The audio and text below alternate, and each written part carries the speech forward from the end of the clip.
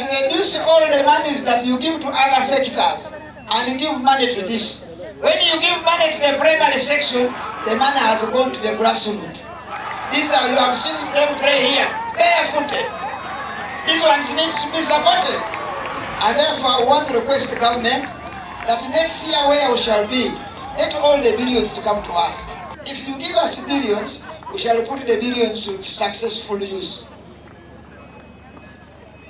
Our president, the RDC, we want to send you, to request you to send Mama, the minister, that you saw what happened here.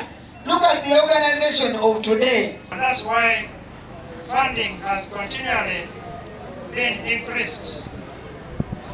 The president was calling upon the ministry to provide additional funding.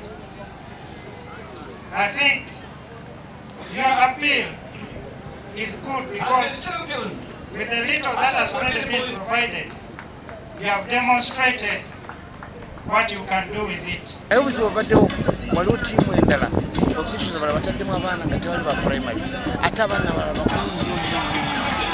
tubajjamu physically tubasalini tukujjamu nendabikayo tutulaba endabikayo y'amaanyi tosalire njanja nga tukujjamu.